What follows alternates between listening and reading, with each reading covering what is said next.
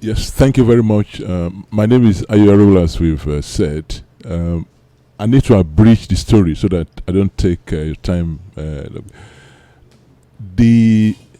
won't say the first time. I'd met Dr. Ojeagbase for a long time, but the one that struck me was when the internet thing came.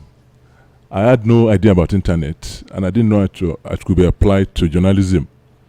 But what I noticed was I was writing, I wasn't making any money, and I got so frustrated. As a matter of fact, I had to run out of the country to say, no, this thing will not work. So I met him in one corner, the other office. He had one multi-link phone. I can't forget that. We sat together like this. He said, you are the money. This thing you are looking for is in you. I said, how? He said, let's just start to talk. So we continued the relationship, and at a point, there was an advert that said, if you attend this program, the money you used to attend, you are going to make it in the class. I said, this is interesting. And it was 67,500, I believe so. Ron was one of the... So I paid for it. And to my surprise, while I was inside that class, I made more than 7 times the money I paid for the... as a matter of fact, I was given the prize for the best student who generated cash while in the class. And that got my attention. So this journalism thing I've been doing, writing all over the place. With this, we continued, and I started to say, I do make. But one thing I now learned from them is that this thing about money, wealth, is not about chasing money. I just see their life, it makes sense to me. Very, very, very peaceful. They're not running. I say, okay, I need to learn. I wasn't asking them questions. I'll just come, sit down in this office. What books are you reading? Can you read it? And I go and read. And I found that maybe I need to talk to more people. And that was how I started this Life Lessons series. Just getting to know people. What does wealth really mean? What I discovered, it blew my mind. That it's not what this thing where all of us are running about for. That really, what you call wealth, first of all, start from you, inside. You have to have peace from within. That is, if your mind, you are not in control of your mind, forget about you don't even start any business if you are not emotionally stable. So I now started to pursue that aspect. And what I've discovered now is that you don't even need to run after those things. Once you are stable inside, you are going to attract everything you need. And so people, I've interviewed about 40 people, and some of the conclusion I made was that transform yourself first before you turn to change other persons. And once you do that, all this wealth you are looking for, they just start to come. And then not only that, one other lesson I learned was that devote your life to helping other people. So when you have a platform, don't just see yourself as being there. You say, how can you use platform to help other people? And everywhere I find myself, I say, who can I help here? And you know what I found out? In the process of helping other people, I now discover more of myself. Several things I couldn't do before. I didn't know I could write scripts. I didn't know I could do documentary. I didn't know I could. It was in the process of just give me challenge. And I must give credit to my current boss, Mr. Andruka Obagbena. It would drive you very hard. And he said to me one day, when he saw me, he said, I heard that you are doing PR, and I said, look, you are wasting your talent. This is your profession. Come and sit back in journalism. And that changed me. So I came back, sat down for about a few hours, and said, I'm going to give this thing a try again. And the kind of had something he gave to me, brought out the very best in me. I'm doing now what I could not imagine myself doing before, without running eta-sketa. And when I combine what he has now taught me, reading books, meeting people, I'm saying I've gained more insight about how to live peacefully. And every time he comes, he says, told you are well. Hey, you're well, you will need them someday. And I didn't really understand what he was saying, because at that time I was traveling all over the world. My wife wasn't traveling. I was the only one staying in the best hotel. But when he kept saying, Ayo, told you you're aware that, and I said, okay, there must be a sense in this thing. I just crashed everything. I said, no, what I'm going to do now is let me focus on my family. So I took my children one after the other, my wife, and I said, now I've enjoyed. This is now your time to enjoy. So for the past 3 years, you don't see me much in public. I am doing something that I discover, teaching outside that, teaching my children. And the impact is unbelievable. As a matter of when I see that, I'm like a student in their midst. What they know blows my mind.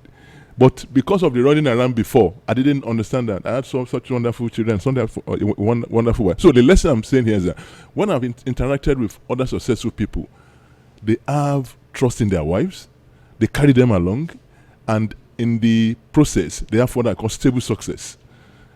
All these people you see running around, at the end of the day, some of them cannot sleep. If you cannot trust your wife and develop a family, forget about it. I learned this from them. Always together. And he told me something that every book he read, he always bought a copy for Madame. So I started doing the same thing. And I found that I started increasing the collective intelligence of my family to the extent that when we want to take a decision, it blows my mind. Let me give you an instance. I was to give a talk. I've never spoken with small children. A friend I'm very close to, they were doing what they call youth camp, and they wanted me to talk to children about vision. And I was asking myself, how do I define vision to 19 or 17? What are you going to do? Even the adult, they don't even understand what vision is. So what I just did was, the invitation they gave to me, I sent to my first daughter. I said, look, I have this challenge. They said I should come and do vision. What should I do? I said, all of you should hold meetings. And actually, they did hold a meeting. If what my daughter would study mass communication said to blew my mind. I said, Daddy, don't talk grammar. Just, and he gave me show picture, show whatever. I said, exactly, I carry out what he did. So I went to that school yesterday. It was a very short meeting. I entered the class. I said, how do I define vision for these people? And I said, okay, gentlemen, gentle ladies and old ladies and whatever. You came from this road to this road. It was a village. Can you describe to me what you saw? Take a sheet of paper.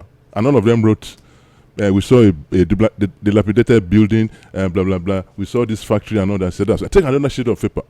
Assuming you are it was my daughter who told me to do that. Assuming you are the president of this country and you have about 100 million, what are you going to do to transform this? These same people now began to imagine, I will bring the best hotel, I will build the road, I will and I ask them, this thing you are telling me, what did you see? Did you see by yourself? I said, no. He said, we see by our mind. I said, now define what they define vision. And I collected those papers. I studied them in the night yesterday. I could not imagine that these guys describe what they would do to transform that whatever based on what my children told me. I wasn't doing that before. The last one I want to say was that I was to take them for a retreat. I took my diary. I've not been doing that. And I said, let's go on a retreat. I did the timetable agenda, what it look like. Let's leave by 6 a.m. I'm always in a hurry. Carry your bag. And I was praying. Holy Spirit said, this is a selfish agenda. Why don't you turn into them? Let them define their own agenda. You know, when I said the children, let's go, they were not interested. But when I said, draw your own timetable, they became interested. And I'm telling you, by the time we came back, they become totally transformed.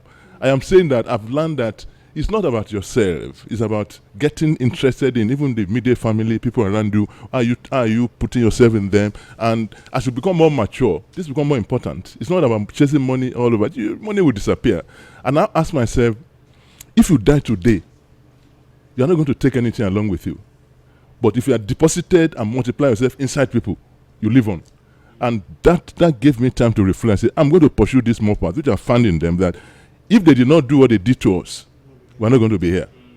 In fact, as a matter of fact, it's as rich as all of us. So we're your grandchildren, we're your children. So if you did money, you just say it's like ATM. It's better. Thank you very much for that. I appreciate this. Thank you. Well, I'm wondering where to start from. Start from the lazy angle. Okay, so there's a very significant evidence there against me. Okay. Fruits on the table. It's eatable. God bless. Okay. Well, once again, I want to thank Uncle Sonny, Auntie Esther. As I listened to all the various stories, it struck me that, you know, Uncle Sonny, I never actually attended any seminars or workshop. What I had was just access. All round, anytime, access to him, to Auntie Esther, to the house. I mean, to the family. I was literally, you know, he literally took me up. And I really, it just dawned on me because all the seminars you were mentioning, this, that. I was just wondering, where was I? But I know I was around. I was coming. But so my experience in terms of our relationship was a bit different. It wasn't the typical classroom one. It didn't start from there because of the way he took me from the beginning. And I think that it's very instructive because as everyone was speaking, I was making notes. I've been making some notes, and I want to just take from those notes. I was very fortunate to have mentors very early. I used to call them they were like a club. Uncle Sunny, then Mr. Bumioni, the MD of Cadbury. I had Professor Pat Utomi, and Mazi Samohaba. There are quite a number of them, even Bishop Oyedepo. And so anytime I did anything, I'll just invite them and they'll come. Everybody. Everybody. Every year we had the Achievers Summit at the University of Lagos. They'll be there. It was Cecilia Ibru. I think I was just fortunate. I had all of them, that generation of leading minds at that time. The only thing I had was access. And you know what? I would go to their homes, their houses, their offices on a bike. I didn't have a car. I didn't have anything. I would show up as ragtagged as I looked then, but I just had access to everywhere, including the Consul General of the American Embassy. So it was just a very fortunate season for me as a young person. And there was something I learned from Uncle Sonny, which was about, it was never about the money, which was one of the things I wrote here. It was never about the money. It was about access, learning, and being mentored. So that allowed me to pick up so many things. So in a way, I began to model my business after his business. Very simple. If you have an office, live beside your office. Reduce the headache, reduce the stress, and if you can help it. Now, not all business models will be the same. So for those of us who are not into manufacturing, I really feel for those who are manufacturing and producing stuff in this environment. I think you are the real, is it Atakpata the days that he was talking about? We the lazy ones. We the lazy ones just want to stroll to work. So in a way, I learned that because I was quite close seeing what he was doing on a regular basis. So I didn't really need a lot of talking to. I was just copying and modeling. And whenever I ran into a problem, I just simply asked him. Even when I was publishing, he was the one that said to me, you don't need a publisher, you don't need a printer. Just go to the printing press. So back then, I would go purchase my paper and wait for them to make my plates. I would actually carry my plates on my head to the printing press, cut off all those costs, and with less than 10,000, an edition of the magazine was out. And then don't put dates on it. So there were a lot of bootstrapping ideas that I learned from him. And that's why, because of those who are watching, the principles have not changed. We just didn't have WhatsApp, Facebook, and all of those stuff then. We just had to show up. And so for me, I go back in re-echoing the need for those who are coming behind us to still realize you still have got to pull yourself up by your own bootstraps. Here is one of the challenges that I see with the younger ones who want to be mentored. They come to you with nothing, expecting something. But in looking back at my relationship with him, I came with something. In fact, by the time I showed up, I actually came with a miniaturized version of SuccessDigest. The only difference was that mine was called Achievers Manual. That was the only difference. And he could see, and then he said, look, here's what I'm going to do. We're going to, it was like, this was rich, this is valuable, we need more of this. And there was a basis for the support we got from SuccessDigest. So it's to say to those coming behind, what are you coming with? If you really want to be mentored, what do you have in your hands in terms of an idea and some tangible efforts on your part to try to materialize that idea? It doesn't have to be polished or that sophisticated in outlook, but at least show that what you're really looking for are the ideas and the support that can really help you build. I think for me, in looking back from, I think it's almost about 20 years now, 1999, 2000. In looking back, it was one of those things that really struck a chord in terms of helping to cement the relationship. Because mentorship works both ways. You need a mentor, but you've got to show that you are truly a protege. What are you bringing to the table? So that's one of the things that I took away, that I just noted. Then going forward, because there's so much we can all share, but time will not allow us. There's just so much. That's why I said, where can I possibly start from? Very difficult, next to impossible. But what I see from here, which is what I wrote here, is for those of us at this table, we have been mentored. And I'm proud of it. It's one of the things I'm always proud. When I tell my mentors, and I say it openly, my mentors are my mentors. My mentors are my mentors, because there's something significant and tangible that they have done to help me to get to where I am. That we need to now begin to look at what I call from mentors to collaborators. Because right at this table right now, we also have to begin to think in terms of that. Okay, I said there, because I was just writing my talk, I said chances are that I never really attended any formal workshop. Then I want to just, because I'm not sure I'll have an opportunity to make some of these remarks again.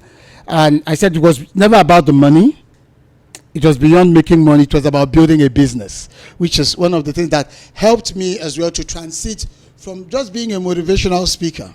And in a way, I'm glad I sort of made that transition gradually began that transition in 2006, 2007, when I joined the National Speakers Association in the US, to say there's got to be a more professional approach towards building an institution, which is what led to the establishment of the School of Eloquence. It's not about me. People show up at the school, and I'm glad.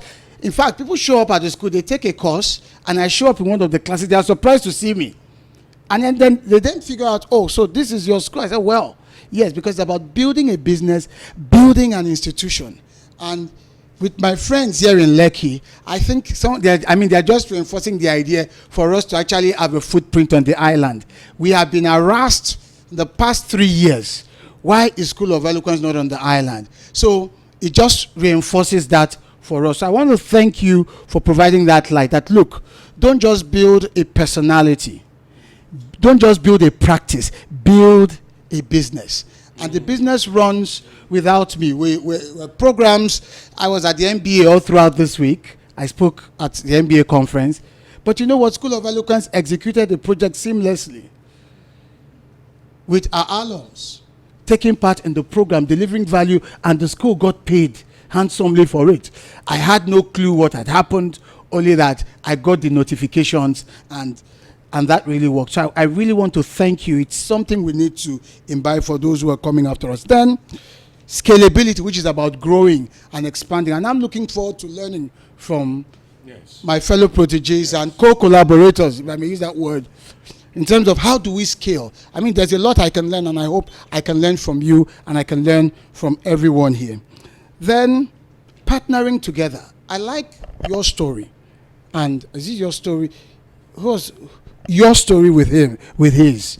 It reminded me of what Sir Edmund Hillary said when they descended from Mount Everest after climbing with Noge Tenzing.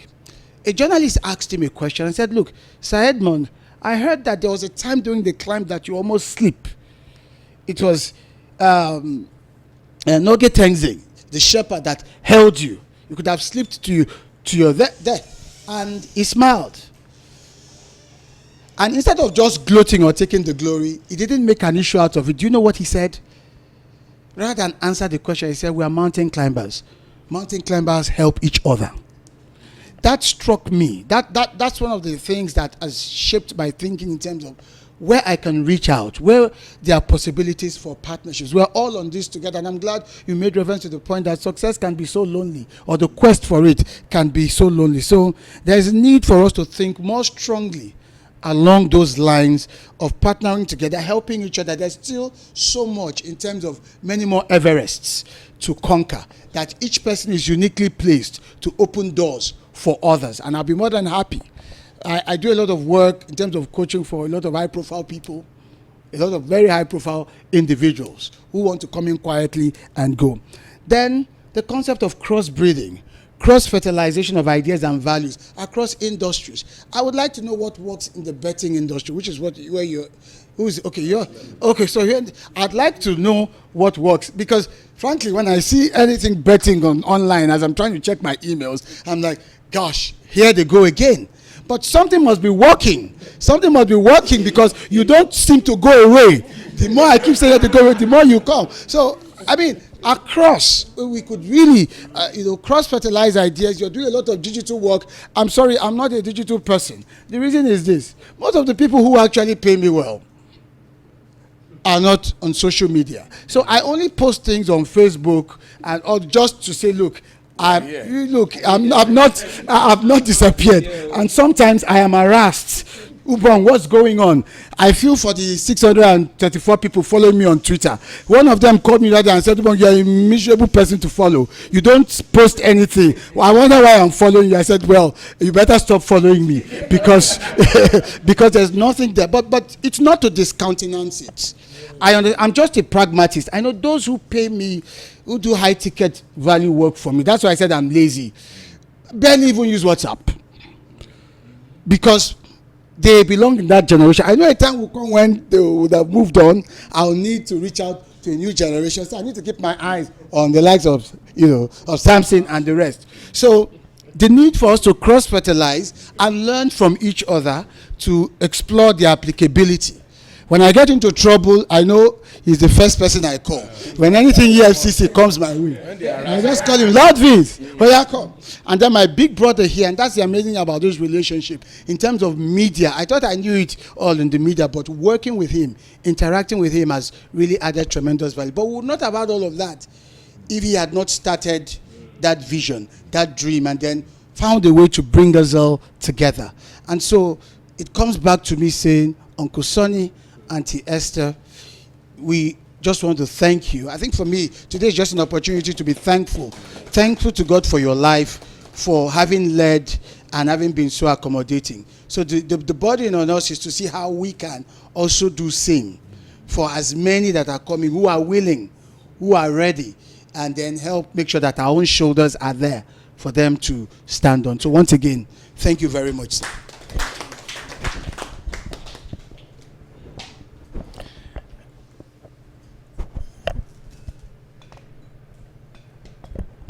Listening to every one of us is like going to another MBA entirely. Yes, I begin to feel fresh fire inside of me. I don't know whether you are feeling the same.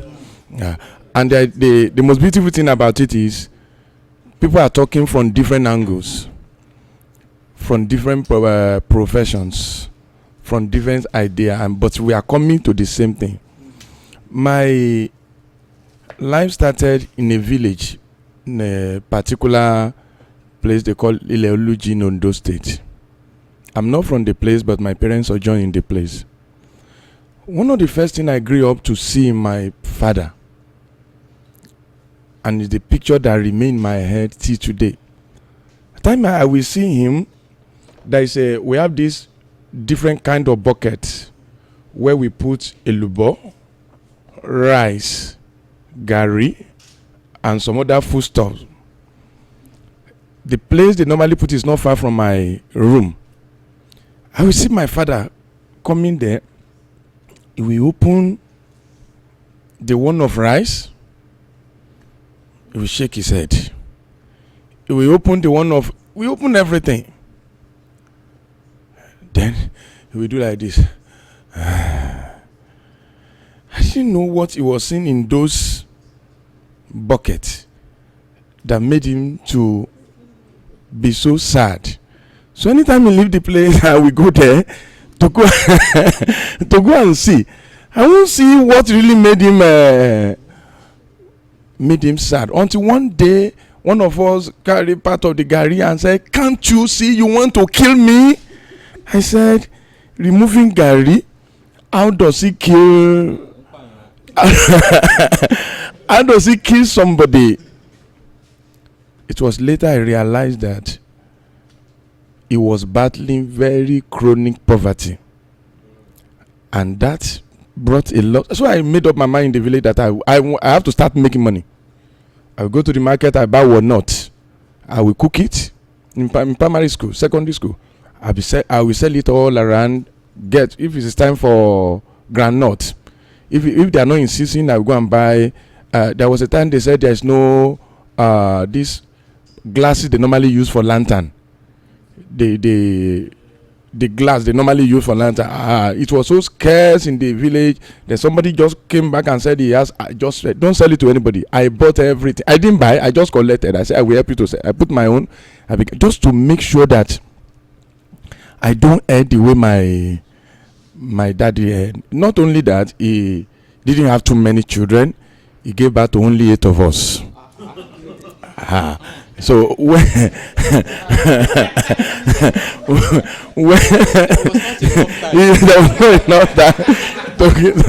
so by the time I was entering school, I had about. In fact, immediately I left secondary school, he said, "Mutiseto." He told me, "Eliwa pami mutiseto." Unfortunately for me, I did the WAEC, I failed. He said, "Mutiseto, lokose. Go and learn trade." Took me, said maybe mechanic, maybe vulcanizer, maybe anything. Said, "I have done my best for you." And so I decided to come to Lagos. I had one particular auntie. I didn't inform that one. I just packed my bag. I just arrived in a house one day. That one said, "Why are you here?" I said, "I want to start my life in Lagos." I said, "Where?" Because she was teaching in one nursery and primary school in Isolo here. Her salary was 4,000 naira. So how will you? And she was quoting with somebody with another uncle. How are you going to do it? Eventually, I got a friend in Badagry, in one village in Badagry. The first thing I wanted to do is to rerun my WAEC and get it. But I couldn't get money to go to school, so I was able to get money for WAEC, paid for it. Then I was able to get enough money for private. For this, is it private now? Lessons in the evening. So I paid. So I now sat down. I got all the books, OLAWA, economics, OLAWA, commerce, OLAWA, this, OLAWA. I did science when I was in secondary school.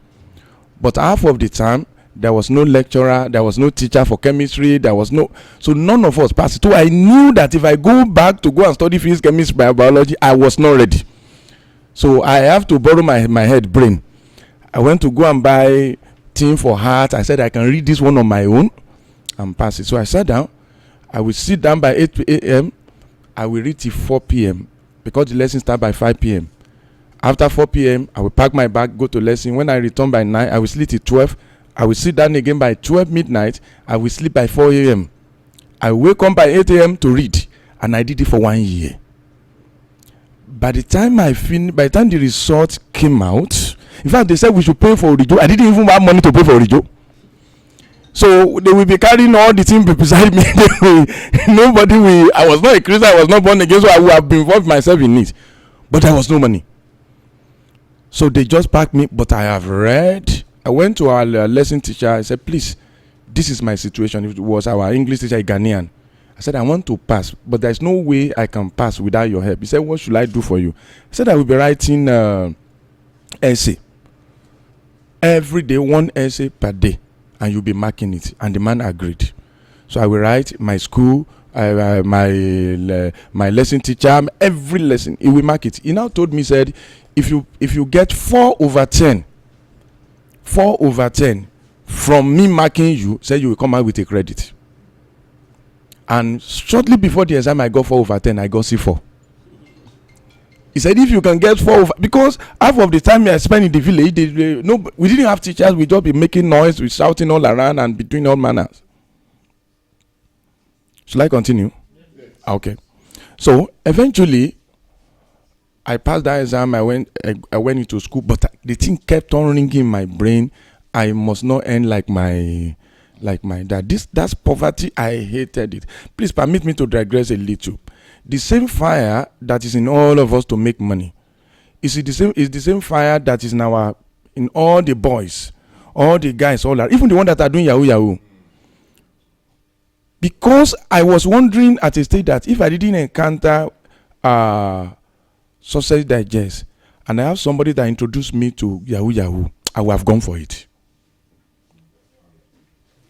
So now I begin to feel, at times when they arrest those guys, I always feel for them that at deep being they have somebody to put them right. With the kind of fire in Akin Alabi, with the kind of fire in all of us, we could have ended like them. So, like my brother said, I want us to put something together to help the next generation.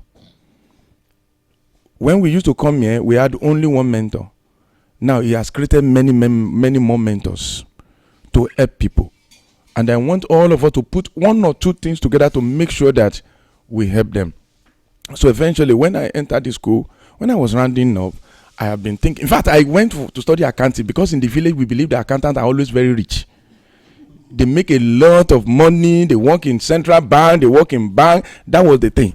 So I was reading to become an accountant.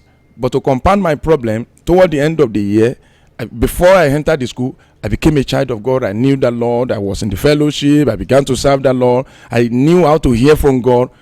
Toward the end of the year, I was writing my final exam, FA and MA, on Tuesday. So I was reading overnight. That's how the Lord spoke to me.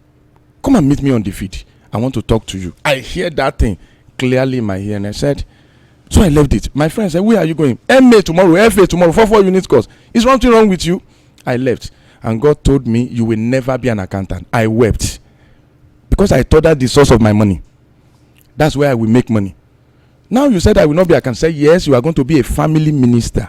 You are going to minister to people in the area of marriage. You are going to raise people. He said, the generation that is coming, they will focus finance, they will focus everything, but they will not balance it. Family life will suffer, so I need you. So I finished the exam, and I knew, okay, I said maybe I should go for NYSC. Yes, I was allowed to go for NYSC. But during the NYSC, I began to think, what should I do now? That's when before NYSC, when I was rounding off in school, that's when I got SuccessDigest for the first time. The thing that caught my attention in SuccessDigest is how to make money with rest of mind.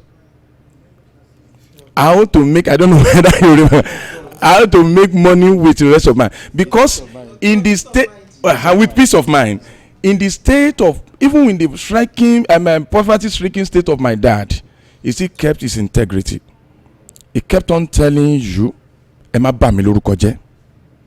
Don't spoil mine. In fact, when I bought my first car, I remember it was 120,000 naira. It was OS 432S from Osogbo. For it was that old Toyota Corolla of those old Toyota. The car, when you are moving, I normally, myself and my wife, we normally joke, we didn't buy motor, we buy motor.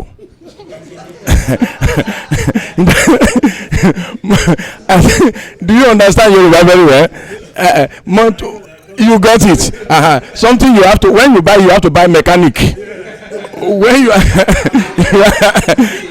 you have to use it we have to use one rope to hold the door. We have to do everything. Then under the table, under the chair, you will see bucket of waters, bottles like this, because of overeating. We put everything. My wife and myself, we became mechanic overnight.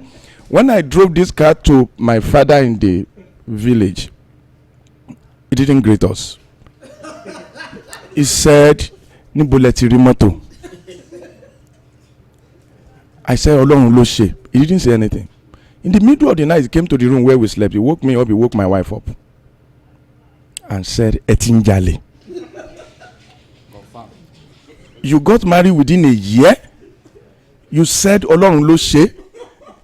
Can God not do it for other people?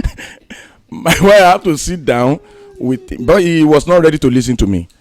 So my wife explained how we made the money, how we did everything. That's when he now greeted us. He now took us out in the middle of the night to go and dedicate the car. Even in a state of, so I wanted to make money, but I was still afraid. I only one said, don't be the first one to do it. So because of that, when I now saw how to make money with peace of mind. I said, this is the one. I will make this money. My friend that used to buy it, we always buy it, and till today, he is still with me. I won't tell you the state. Because he never read it, but he always buy it for me. I will collect it for him. He was working somewhere around Mushin. When he's coming back, he pick a copy for me, drop it on my table, and go. It got to a stage that I have it so in hundreds, but he didn't have any. So I still need to be appreciative. I supported the school fees of the children and nowadays because I knew where I was coming from. So eventually, I now wrote a letter. I just discovered that I can write. The church gave me an assignment to write the Bible study for the whole year for the church. So I wrote over and over. By the time I finished writing the Bible study, I couldn't stop writing. That's where the writing skill. That's why when you are doing something for other people, you may not know that you are entering into your own destiny. 52 Bible study I have to do. In those days there was no internet, so I have to read so many books to prepare 52 for adult church.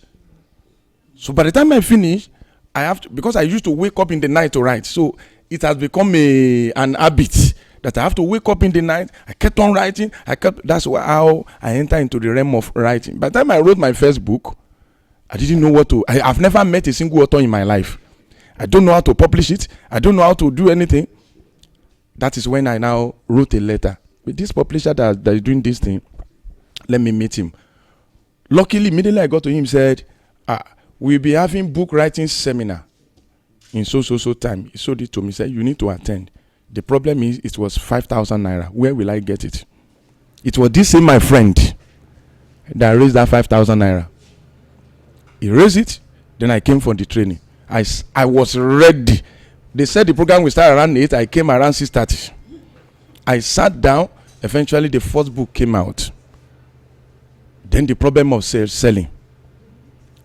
The first year, I published 500. 3 years, we were still selling 500 copies. By the time we finished selling 500 copies, all the money I made, Angel has spent everything. So there's no way. So I ran back to him. This book are not selling. He said, write another one. I said, it's not selling. He said, write another one. When you write, it will get to a stage they will know you as an expert in that area. I said, don't write in that area. Pick that niche. Then he began to write about niche in SuccessDigest. Pick that niche. So you say you are into family, write another one. Write for women, write for men, write on your area. Then I focused that area. I began on, and to the glory of God, according to the counsel he gave, when the book became 4 titles, I began to see people heading for old ones. People began to buy. Somebody will just walk in and say, I want 20 of that book. Pastors began to invite me to minister and to talk in their churches. They began to see me. I was not married. They were calling me to talk to the married. And he said, when you write I read something in the SuccessDigest. I used to read Ujo. That's why I'm asking about him too. Ujo, he wrote something. He said, when you write a book, either you are good or not, people see you as an expert in that regard. And they begin to call you for it. So before we knew it, the thing began to move. And so the time I came back to him, he said, how many have you written now? I said, I've written 10. He said, you have not written anything. Write more. I said, but people are saying it's too much. I said, no. Write more. The more you write, the better you become. Say a time is coming, you won't have time to write again. Say, but the one you have written, they are going to bury it. So keep on writing. Today we have the last book, the last title, the one we brought out just about a week, 2 weeks ago, is this one. Excellent Father, making number 96. Number 96 of the book. So I appreciate you, sir, for everything. Now, for me to say one or two things to people that may be watching this thing later, one thing I want us to know, I read something several years ago, and I still have it here. The person said, it will be difficult. It will be hard. It will be rocky, but it will be worthwhile.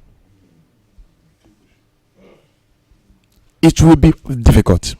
It will be hard. That thing has been keeping me going. He now said again, he said, if it is easy, everybody will be doing it. So whenever you see that it is difficult, know that there's something there. Push more. Push more. So for anybody that I have been seeing people, I did this, I did that, I did that. Nobody is. It's not like a 9 jump. You have to do it again and again and again, and now it's becoming worthwhile. So when Daddy called me and said I should be in this meeting, I said, how will it be? I begged him. I said, is the change changeable? He said, no. He has informed all other people. Because the date I supposed to be in Ife now, I was the one that promised them since January. I was the one that gave them the date. I gave them first week of August. Toward May, I discovered that I would be in UK. So I begged them. I said they should change the date. They said it will be a retreat. Or a lot of them will be moving from Lagos to Ife. They booked their they booked the place. They booked their retreats. Their leave in their places of work. How will they do it? I said that means I will not be able to make it. They said okay. They went back, and a lot of them couldn't make it because I changed that date. Now Daddy just came and said, "You are coming." I said, "Will this one be possible?" I have to kneel down and pray. I said, "God, can you please talk to these people? Because I just have to be here." By the time I spoke to him, I said, "My mentor wants me." He said, "Your mentor?" Said, "That is big." He said, "Okay, we release you. Can you come earlier, the first and second day? The last 2 days you will not be with us." That's how I was released. So I beg us in the name of the Lord, let's go back. Let's help everybody that need to be helped. When I was in secondary school, I had a particular teacher. Maybe this one will help somebody. We call him, he's from Benin. We call him Mr. Akunya. Mr. Akunya wanted all of us to become fine artists. He believed everybody could draw. So he may give you this thing to go and draw, the whole class. So when you finish drawing, some of us will draw this thing. It will be like a motorbike. It will be like anything. But some people that were really gifted, they will draw it one time. But Akuya may give you 1/10. And we now write below it. If your own is not good, we will now write below it, redraw. We give you by your textbook, your drawing book. So we go back. When you draw it again, it look better. It can add 2 points to that and say again, redraw. Until you get about 8, you will be redrawing. Until you draw, and before you knew it, almost all of us became very good in fine art. Do you know that thing became part of my life? To learn to redraw. Every time, anytime I want to pull out of that thing, the thing will just come again, redraw. Redraw. Who told you cannot do it? How do you think you cannot do it? Go back and redraw. And we've been redrawing. It's getting better. It's getting better. I now discovered that if all of us can be redrawing together, if you can sit down on the shoulder of each other, I think we can see far. We can go far. But Daddy said something the other time. He told us about balance. Otumba was not here then. He talked about balance. I wrote a book sometimes. I don't know whether I have it in the car, but I can give it to all of us. We have 4 principal areas of life where we must not fail. We call it 4 pillars of life. The first area is our faith, our relationship with God. The second one is our fitness, your health. Your health. Your health. Your health. When I discovered in 2010, I lost a brother, my middle younger brother, to cancer. 2 weeks later, after I lost him, my wife was attacked with a very, very tedious, very difficult sickness. At that period, they said we are rushing out to the hospital. I said, I don't even have faith, because I was in the hospital for almost 2 months before my brother died. If you go to the hospital like this, even I myself, I will die before this one died. Then I called somebody who happened to become my health mentor today. We call him Reverend Tony Akinyemi. And Reverend Tony Akinyemi said, "What is going on?" I told him. He said, No. She doesn't need to go to the hospital. Tell her to come. Then we went there. He told us to list what we've been eating. We listed everything. What we've been drinking, the time we've been sleeping, the time we normally wake up, we listed everything. Then he began to remove everything. He now gave us replacement. He said, "Thank God this thing is not yet an emergency. Try this thing for 2 weeks and come back to me." By the time we came back 2 weeks, my wife was totally healed. By just changing diet. When I heard that, I said, I want to know about this thing. And I went to him. Thank God he started his school around that period. It's one of the best natural health school in Nigeria now, which I will encourage all of us to attend, so that you will not make. He usually says something that you don't need medication, you need education. He said many of us are using our head to make wealth. Later, you will now use the wealth to get health. He said, if you are fortunate that you have not lost your breath, you are making your head to make wealth. Then you will lose the wealth to make to get back the head. That's if you are fortunate. Somebody died, one entrepreneur died some few months ago. He died at the age of 35. Multi-millionaire. When they did autopsy, they discovered that he was 65. His inner system was 65-year-old. His outer system, calendar birthday was 35. So please, the balance. The first one is what? Faith. Your relationship with God. Business with integrity. The second one, fitness. The third one, family. Family. That's another thing I learned about daddy and mommy. They don't joke with their family. Not just daddy and mommy alone, even the children around them. They build this thing that they are compact. Family. Family. That is to say, your children and your wife first and your children. We have to be totally biased in the favor of our spouses. We have to be totally biased, because a time is coming. Even our job will reject us. The business you started will not be able to employ you. Only one person will be able to employ you, and that is your wife. Even the children will be. Say, Baba Tikuni, as Baba died, only one person will remain. That's why you give more attention, you give more love, so that if you want to balance it like our mentor is living a balanced life. One thing that I've been praying about that I've not been able to achieve is to move my office to make my office my house, and just like this. I've been telling my wife, if I will not be in the office in my house, I want my office to be 5 minutes walk, so that I will not be driving every day. It has been a vision, it has been a plan, it has been a prayer. So the last one is finance. And that's what many of us are pursuing alone. Finance is pillar number 4. But it's the first one that will disappear. A time is coming, you won't be able to even eat the food again if they cook it. That's why we need to focus it. I appreciate you, Daddy, for being a good leader, a good mentor, for replying my letter as at that period. Because the day I saw the reply, I couldn't believe it. Because those are the time, anybody that is a little bit higher than in Nigeria, the kind of pride that is in all, the kind of, but he replied. And when he said I should come around, I never believed that I would see him directly. And he was waiting for me that particular time.